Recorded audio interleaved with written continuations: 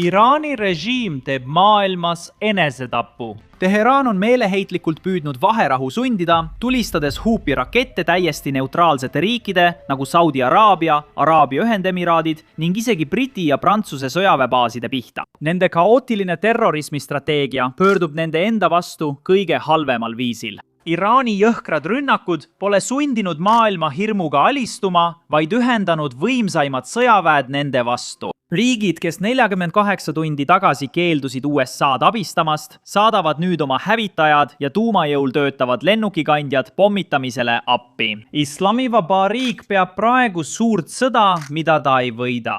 Meie lugu algab hetkel, mil nende väljapressimiskatse läbi kukkus. Vaatame tõendeid. Sõja esimesel päeval ründas Iraan 9 riiki. 2 päeva hiljem oli neid juba 15. Iraan on nüüd rünnanud ka Omaani, Küprost, Prantsusmaad, Ühendkuningriiki ja Itaaliat, lisaks Pärsia lahe naabritele. Võib-olla võis selle sõja alguses väita, et see strateegia oli mingil määral loogiline, sest Iraan uskus, et kui nad avaldavad piisavalt survet rikastele Pärsia lahe monarhiatele, siis need monarhiad avaldavad omakorda survet Trumpi administratsioonile, et sundida USA'd sisuliselt relvarahu sõlmima. See oli loogiline, sest algul olid kõik Pärsia lahe riigid avalikult USA ja Iisraeli rünnaku vastu Iraanile. Need keeldusid baaside andmisest ja sulgesid isegi oma õhuruumi USA lennukitele. Kuid hoolimata kõigest sellest jätkas Iraan nende riikide ründamist. Ja nüüd on olukord täielikult muutunud. Need riigid näevad Iraani nüüd oma peamise ohuna ja reageerivad sellele vastavalt. Alustame Saudi Araabiast, kuna see on suurim üllatus. Saudi Araabia teatas kohe, et ei luba USA'l oma baasi kasutada.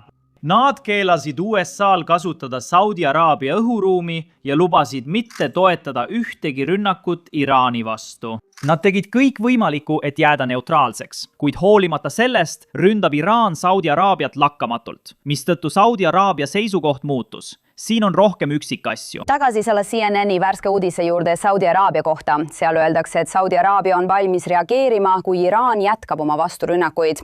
CNNi diplomaatsia toimetaja Nick Roberts on meiega. Mida teada said, Nick? Jah, see on tõesti uus ja suur samm kroonprintsilt, kes andis loa võimalusele, et Saudi Araabia võib vastata, kui Iraan ründab Saudi Araabiat uuesti. Ta nimetas nende rünnakuid eile ja täna varahommikul argpükslikeks. Ta ütles, et Iraani rünnakud olid argpükslikud, sest Iraan teades, et Saudi Araabia õhuruumi ei kasutatud nende ründamiseks, mis kroonprintsi vihastas. Siin pealinna ümbruses on toimunud rünnakuid, mis on tõrjutud. Riigi põhjaosas toimus rünnak sõjaväe lennuvälja lähedal. Ida pool, palju lähemal Pärsia lahele ja Iraanile on toimunud rünnakuid. Need on seni tõrjutud, kuid kroonprints on öelnud, et Iraani tegevuse tõttu seab ta esikohale riigi Saudi Araabia julgeoleku, selle territooriumi turvalisuse, kodanike ja elanike ohutuse. Ta seab need asjad esikohale. Ja sel põhjusel, ütleb ta, annab ta siin õiguse ja sõjaväele loa vastata, kui Iraan neid ründab. Samuti kuulsime eile õhtul siin Välisministeeriumi Twitteri kontolt, et kroonprints pidas telefonikõne president Trumpiga.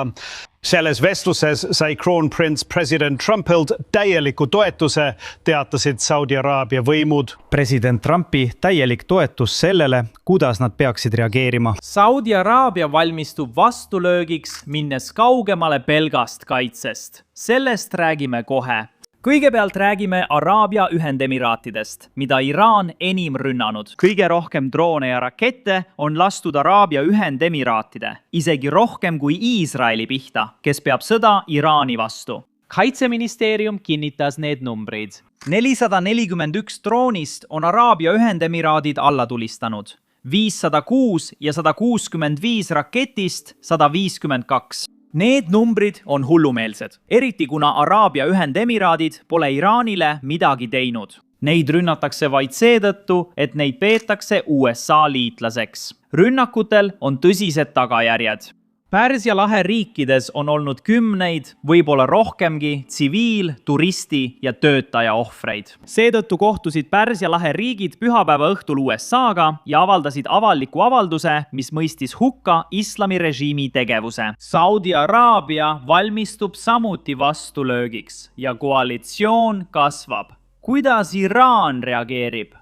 Välisminister läks televisiooni, et selgitada oma või Iraani strateegiat. Aga enne kui me sellesse süveneme, palun võtke hetk ja vajutage allpool tellimise ning meeldimise nuppu. See mõjutab algoritmi tõesti palju, eriti arvestades, et me anname endast parima, et tuua teieni kõige värskemat infot sellest käimasolevast sõjast. Vaatame Iraani välisministri avaldust. Seega tahaksin veel kord rõhutada, et sellel pole mingit pistmist meie vendadega selles piirkonnas. Olen suhelnud kõigi kolleegide ja ametikaaslastega piirkonnas ning selgitanud neile meie seisukohta. Muidugi me teame, mis on nende seisukoht, nad ei ole rahul, mõned neist on isegi vihased, mõned püüavad seda mõista. Soovin, et nad mõistaksid piirkonnas toimuvat. See ei ole meie süü ega valik. See sõda on Ameerika Ühendriikide ja Iisraeli peale surutud. Kui ollakse vihased, peaks viha suunama nende vastu. Nad ei peaks meid survestama selle sõja lõpetamiseks. Nad peaksid survestama teisi pooli, sest meie ei ole seda sõda alustanud. See ei ole meie valik, see on nende valik. Seega peavad nemad vastutama kogu piirkonnas toimuva eest. Loodan, et meie vennad piirkonnas pöörduvad ameeriklaste ja iisraellaste poole, kui neil on kaegusi. Ta väidab, et Iraan ei suuda Ameerikat otse rünnata ja seepärast ründab Ameerika liitlasi piirkonnas. Mõtle, kui hull see on. Mõned riigid tegid kõik võimalikku, et sõjast eemale jääda. Nad sulgesid õhuruumi ja keeldusid lubamast USA-l oma baase kasutada. Iraan ütleb, meil pole muud valikut kui rünnata, aga ärge olge meie peale pahased, vaid Ameerika ja Iisraeli peale. See on nii meeleheitlik loogika, et see ei kuulu ühegi riigi välispoliitikasse. Siin on põhjus, miks ma arvan, et Iraan ei suuda oma tegevust muuta ka soovides. Minu arvates on Iraani juhtkond peaaegu kadunud. Kui paljud neist on surnud? Sõja esimeste tundide rünnakutes tapeti 40 kõrget ametnikku. Usun, et režiimil oli sõjaks juba eelnevalt vastus planeeritud. Nüüd, kui juhtkond on hävitatud, pole kedagi, kes plaani muudaks. Madalama taseme komandöörid täidavad vaid enne sõja algust otsustatut. Nad ei suuda kohaneda ega suunda muuta, kuigi teavad, et see on neile kahjulik. Kuid keegi ei julge midagi muuta. Araabia Ühendemiraadid katkestasid diplomaatilised suhted Iraani režiimiga, mis on tavaliselt esimene samm eskalatsiooni suunas. Ja lisaks sellele saame teateid, et veel 3 riiki valmistuvad liituma rünnakutega Iraani vastu koos USA ja Iisraeliga. Kuulake. Raporti esitab kindral Jack Keane. 3 riiki hakkavad läbi viima ründeoperatsioone iraanlaste vastu ning keskväe juhatuse ülem admiral Brad Cooper ja tema meeskond koordineerivad neid ründeoperatsioone praegu. Ma ei saa ilmsetel põhjustel mainida, mis riigid need on. Aga kindlasti aitab see kaasa sellele, milles kogu asi seisneb. Tähendab, president Trump oli täiesti selge selles, miks ta sellega alustas, sest tema ja Netanyahu jõudsid täieliku frustratsioonini. Pärast 12 päevast sõda juunis selle asemel, et iraanlased oleksid sammu tagasi astunud, olukorda ümber hinnanud ja võib-olla oma agressiivses tegevuses piirkonnas loobunud, mida nad tegid? Nad taastasid innukalt suure osa oma raketiprogrammist. Nad suurendasid oma droonide varu, mõlemad kasutati rünnakute läbiviimiseks. Nad hakkasid taas andma raha ja laskemoona oma käsilastele, et teha mida? Et rünnata võimalikke USA baase piirkonnas, mida nad tegid enne 7. oktoobrit 175 korda Iraagis ja Süürias. Pärast 7. oktoobrit ründasid nad USA baase Iraagis ja Süürias 125 korda ning kavatsesid seda korrata. Kindral Keane ei nimetanud riike, kuid president Trump tegi seda kogemata nööl. Selgitan, mida silmas pean. Intervjuus Daily Mailile kinnitas president Trump pühapäeval, et Saudi Araabia hakkab peagi Iraaniga sõdima. Nii et me teame nüüd, et Saudi Araabia on üks 3 riigist, kellest kindral Keane räägib. aga miks president Trump Daily Mailiga räägib? Ma ei tea. Selles intervjuus oli huvitavaid punkte, mida soovin jagada. Ta avaldas ka sõja ajakava. Ta ütles, ja ma tsiteerin, see on alati olnud 4-nädalane protsess. Me arvasime, et see võtab umbes 4 nädalat. See on suur riik, aga see võtab 4 nädalat, võib-olla vähem. Tiim, et see on pikaajaline operatsioon. Küsimus jääb, kes on need 12 riiki? Üks üllatav võimalus on Türgi. President Erdogan kõneles Saudi kroonprintsi MBS-iga.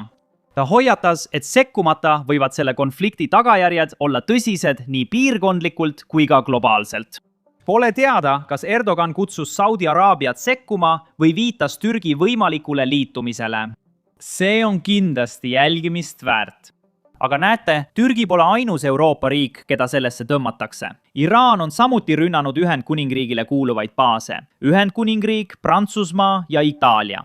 Räägin igaühe kohta eraldi, sest nende riikide reaktsioonid on olulised. Pühapäeva hommikul tabas Iraani droon Briti õhuväe baasi Küprosel, mis oli väga suur asi. Ühendkuningriik keeldus avalikult sõjas osalemast. Nad keelasid USA-l kasutada ühisbaase Shehadas Diego Garciat. Aga Iraan ründas Ühendkuningriiki ikkagi. Kuninglik õhuvägi saatis kohe hävitajad, et alla tulistada Iraani droone, mis sihtisid Katari ja Briti baase piirkonnas. See oli kindlasti suur hetk, sest see oli esimene kord, kui Ühendkuningriik sekkus sellesse sõtta Iraaniga otse. Aga polnud midagi võrreldes sellega, mis järgnes. Siin on Ühendkuningriigi peaminister teatamas tõelisest muutusest. Kuulake. Pärsia lahe partnerid palusid meil nende kaitseks rohkem teha. Ja minu kohus on kaitsta Briti elusid. Meil on Briti hävitajad õhus, osana koordineeritud kaitseoperatsioonidest, mis on juba edukalt tõkestanud Iraani rünnakuid.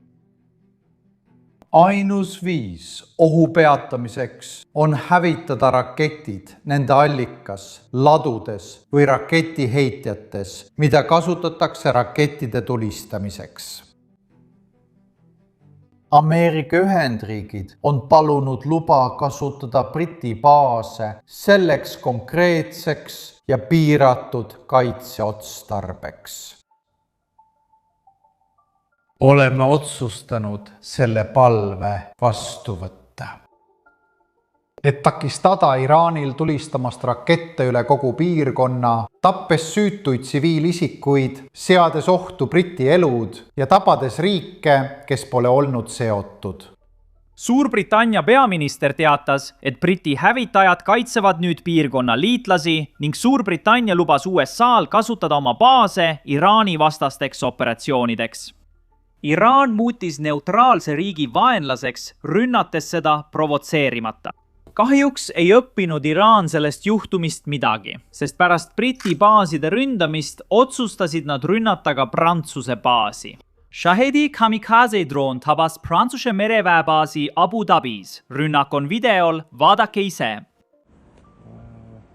Wow. Veel üks, kurat, wow. Jumal. Prantsusmaa reageerib ootuspäraselt, saates lennukikandja Charles de Gaulle'i Vahemerre. See on Prantsusmaa ainus lennukikandja ja üks väheseid tuumalennukikandjaid maailmas, mis toob Prantsuse mereväe tulejõu otse Iraani külje alla. Kuid see pole ainult Prantsusmaa ja Suurbritannia. Ka Saksamaa teeb toetavaid avaldusi võimalikust sekkumisest. Kuulake, mida kantsler Merch just ütles. Pole aeg partnereid ja liitlasi õpetada. Hoolimata kahtlustest jagame paljusid nende eesmärke, ehkki me ise ei suuda neid tegelikult saavutada. Soovime föderaalvalitsusena tegutseda seal, kus see on tõesti võimalik. Nagu näha, Iraani strateegia ei toimi, kuid ei paista, et nad seda niipea muudaksid. On tõenäoline, et üha rohkem riike liitub USA-ga, et kukutada islami režiim. Vajutage tellimisnuppu, et saada meie uuendusi. Mina olen Sam, kohtume järgmises videos.